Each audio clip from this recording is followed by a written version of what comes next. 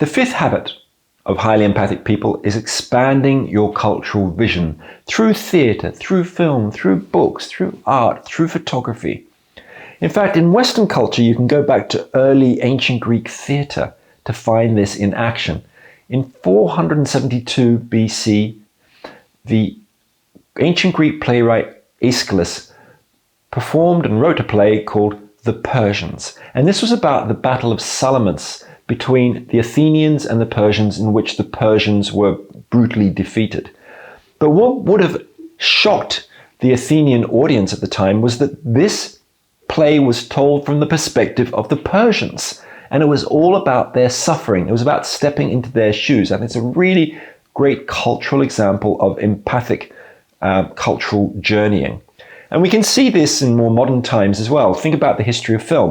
In 1930, the great Academy Award-winning film of that year was All Quiet on the Western Front, which, as you probably know, tells the story of the First World War from the perspective of a German soldier, even though it's a Hollywood film, right? So it totally flips around the perspective.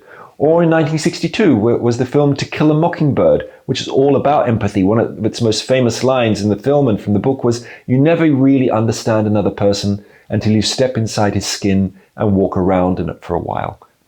It's all about empathic journeying, all about cognitive empathy.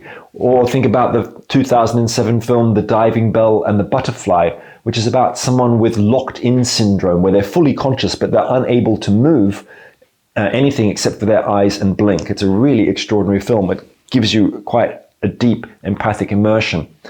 And I remember a few years ago, I got so interested in all these examples of films and books all about empathy. I started searching for them online and I couldn't find them all in one place. So I decided to create one place, and it's called the Empathy Library. And you can go to it online, empathylibrary.com.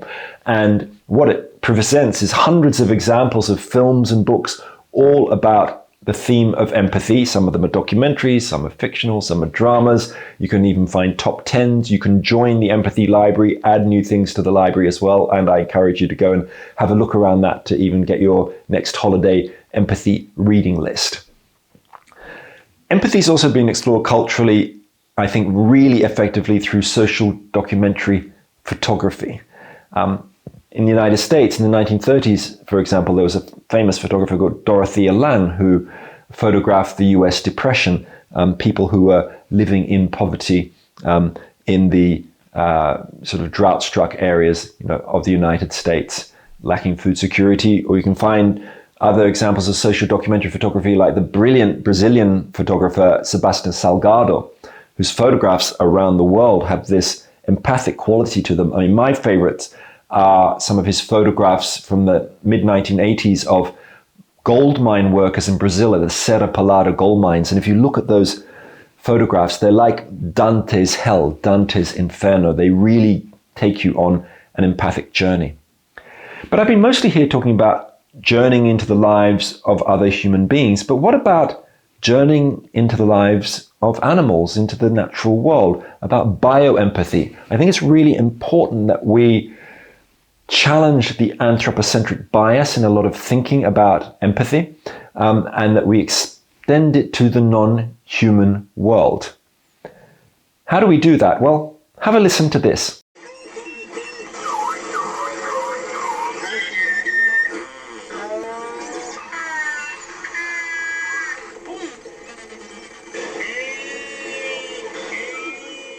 What animal do you think that was? Have a guess. Yes, of course, you're absolutely right. It was a beluga whale. Beluga whales are famous for their chatter, for talking with each other. And I think thinking about beluga whales, I've found really great for opening up my bioempathic imagination. There's a really interesting researcher called Asa Raskin from an organization called the Earth Species Project, where he's an expert on using AI to decode animal communication. There's a talk of his which you'll find in the resource list, but let me just tell you something that was discovered about beluga whales using AI. So basically, because beluga whales have been recorded for many, many decades, because they are very chatty, they talk clearly in some form, we don't understand them. So they've been recorded for a long time, but nobody's really understood what they're saying, partly because they swim around in large groups. It's very hard to separate the voices. What AI has been able to do is to separate out these voices. And what's been discovered is this, is that when beluga whales meet, first they say hello, then they say their individual names, and then they say their clan names, their group names. Isn't that completely astonishing? And there are many examples of this where we're starting to discover more and more about animal communication. I mean, let me give you another example. So there was this famous study done of dolphins. And dolphins, of course, are very good at understanding human instruction. So one instruction that was given to a pair of dolphins was to do something new. And so a signal is given and the dolphins do something new. Very well known, their capacity to do this. They might do a new kind of backflip. And the other thing you can teach dolphins is to do something together. So they're given a signal and said, do something together, and they will do some particular movement together. But what the experimenters did in this particular study is they then asked the dolphins this. They gave the signal to the dolphins to do something new together. What happened when they were asked to do something new together? The dolphins, the two dolphins, went down underwater, they communicated with each other, then they came back up and they did a new action together. In other words, they had been talking with each other underneath the water, deciding what they were going to do, and then they did it. Completely extraordinary. What am I saying here?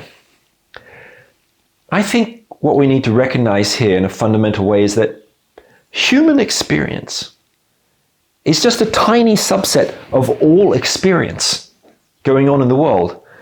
Animal experience, maybe experience beyond that in the mycelial networks and plant life, that we need to recognize that there is understanding and cognition going on all around us. And certainly I find that looking at some of this research, for example, on animal communication, really opens my empathic heart to the living world. And I think this is part of the journey that we all need to go on as we become highly empathic people.